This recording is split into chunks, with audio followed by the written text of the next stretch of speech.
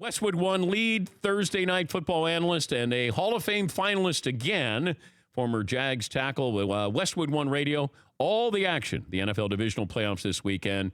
Coverage kicks off 4 Eastern on Saturday, 12:30 on Sunday, and Tony will be in Foxborough. Chargers-Patriots with Iron Eagle.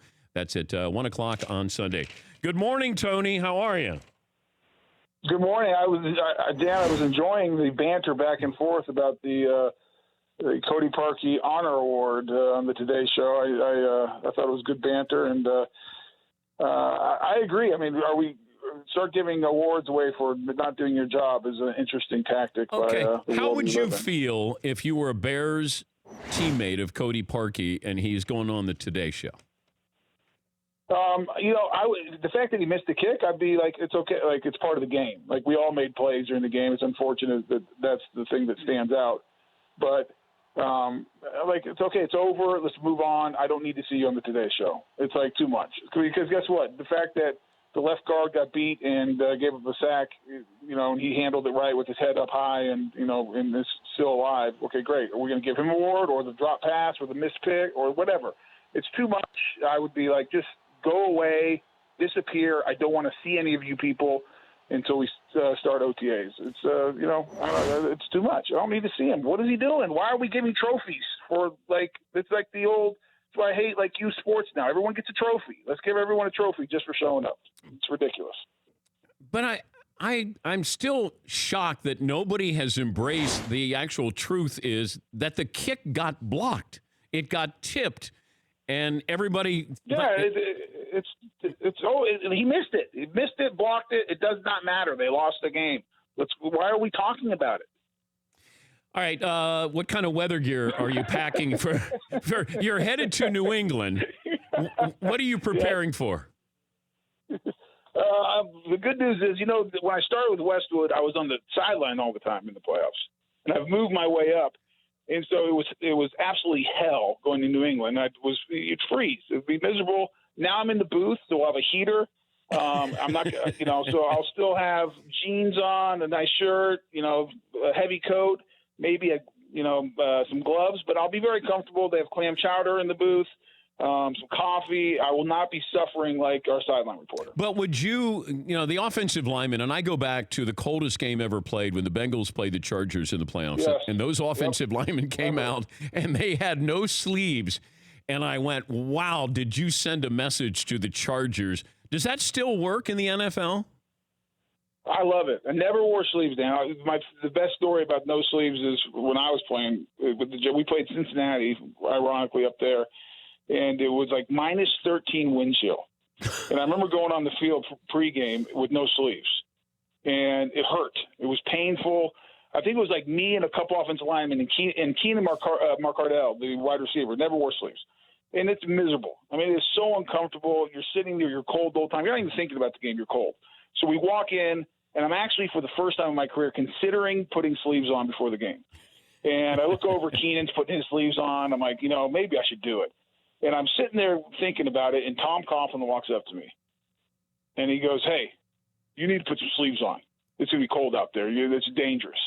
At that moment, I looked at him and said, there is no bleeping way I'm putting sleeves on. If you're going to tell me to do it, I'm not doing it. So I got a bunch of Vaseline and put Vaseline all over my body and walked out there with no sleeves. And it wasn't very smart because I don't think it intimidated anybody. I don't think it made anyone think he's scary. We don't want to play him now because he has no sleeves. I think they looked at me and said, he's an idiot. He has no sleeves on, and he's colder than we are, so we're better off. So, but it's something mentally. I never wore them. I don't think I ever would, and I have no idea how I handled it because now I'll go up living in Florida. I'll go up to New England, and I will be cold the entire time. Okay. And complain the entire time about being cold. But that brings up an important point that we always look at that. The Tampa Bay Buccaneers could never win a game when the temperature was under 40 degrees or something. They were famous for not being able to. Yep. Here are the Chargers coming east, and how do you prepare for that weather if you're the Chargers where it's not going to have a real effect on your game plan? Yeah, well, you can't prepare for it because practice-wise, you're not going to be able to, replicate the the situation. Now, the other thing is that I'm a firm believer in is a lot of the reasons Tampa never won under 40 is because they weren't very good either. Like good teams, like everyone says, it's hard to win on the road. Not if you're good. Like if you're good, you win on the road. The Chargers are 9-0 outside of Los Angeles County this year. They're a good football team.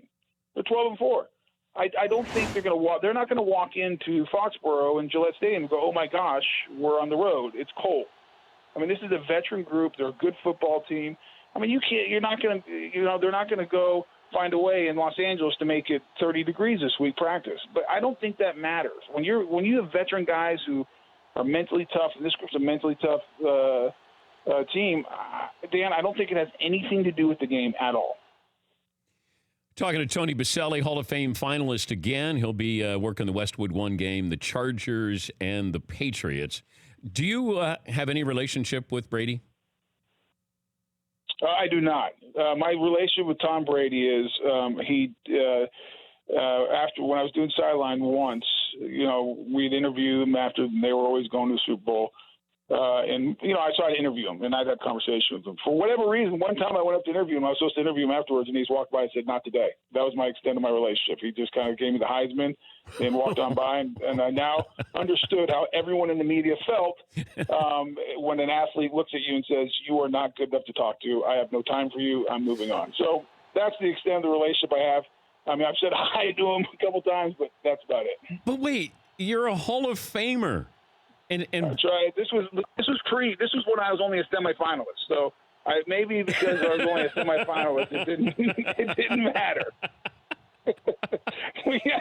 He looked at me and said, "Nope, no thanks. I got to go on." I'm like, "All right." I got the producer in my ear going, "Did you get him?" I'm like, he's passing today. How did the Chargers win this game? Oh gosh, I think you got to go anytime on the road in the playoffs. You can't get overwhelmed early, and I don't think they will. They've proven that they can come from behind. They did in Kansas City. They did in Pittsburgh this year. I think Melvin Gordon is the key. They got to get the run game going a little bit.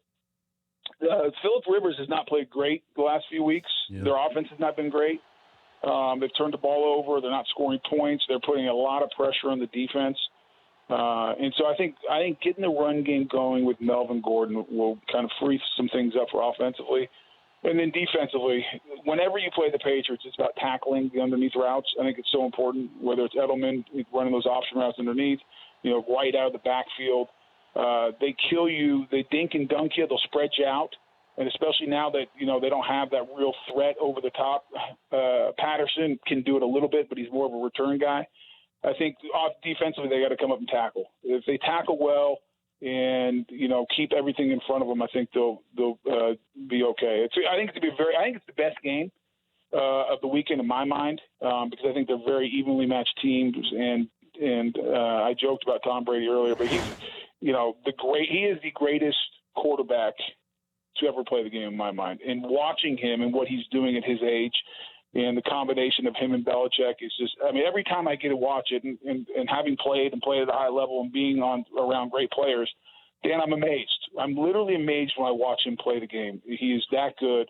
Whatever skills physically are diminishing because of his age, his mind and his competitive nature are over the top. And him and Belichick together, boy, it's quite a match. So I think it's going to be a great game. How would you handle Aaron Donald? I would slide to him every play and double him every play. I would do what the Bears did on Sunday night when they basically took him out, and I think he had zero pressures. He did nothing. And I would just say, listen, we are doubling him because if he is single blocked, he's a menace.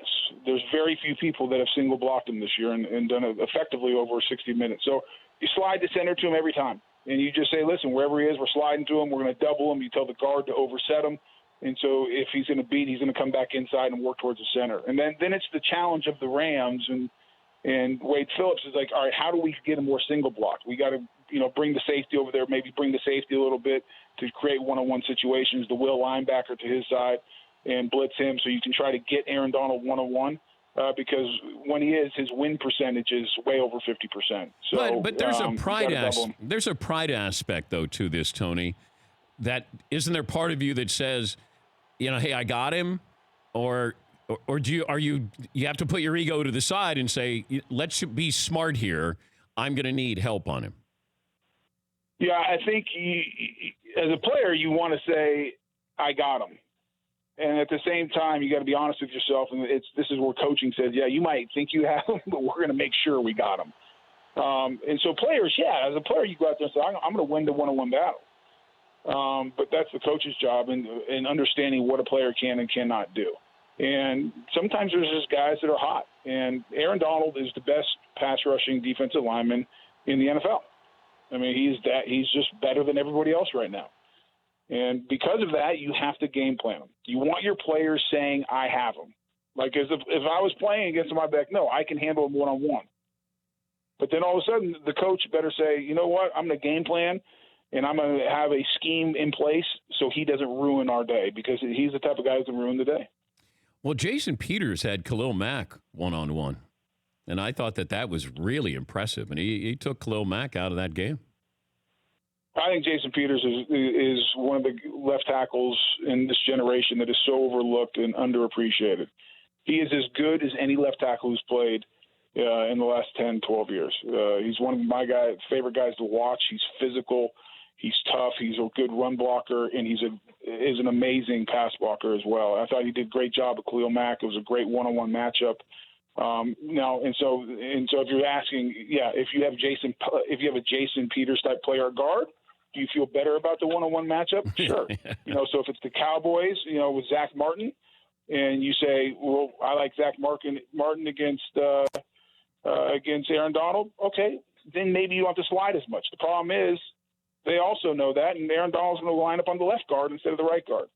So there are certain players, offensive as an offensive lineman, that you say we trust him, but there's not very many of those guys when you say it's Aaron Donald. Who was the scariest guy that you faced?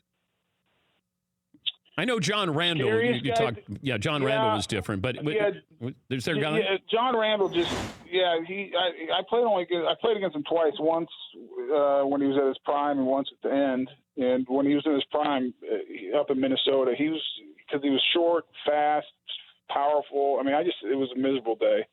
But I don't think there's no one really scared me. I remember probably the most nervous I was before I knew any better, and it was my second year in the NFL. We were playing. It was the playoff game against Bruce Smith, and I remember thinking going into that game, and he was Defensive Player of the Year, and watching him, I'm like, oh my gosh, this guy's a monster. And I was a second-year player, so I obviously watched him when I was in college, and he was Bruce Smith. And I remember going into the week, and we were game planning, and Kevin Gilbride, our offensive coordinator, and Mike Mazer was our offensive lineman coach, and there was no game plan for him. And I kept on sitting there thinking, like, what are we doing? And I'm like, I guess sooner or later they're going to come say we're going to slide to him, we're going to chip, we're going to put it back over there. And all week, no one said anything to me. And I'm watching film. I'm like, okay, maybe they know something I don't.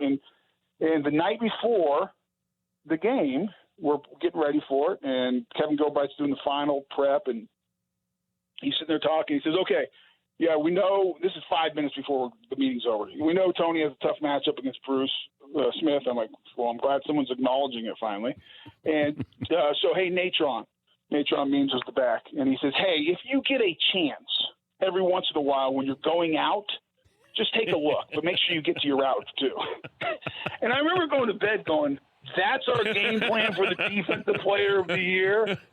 And I was so nervous going in that game. And I remember, then you get on the field and it was just a football game. And I played them, blocked them. And afterwards, I remember talking, they're like, well, our game plan was you were going to block them. I'm like, well, did you have a backup at least if it didn't work? And that's, so yeah, I guess there's certain guys that you trust. Zach Martin's one. Jason Peters is another offensive lineman I would trust. There's a handful of guys out there. But Aaron Donald, man, there's not many guys that blocked him one-on-one.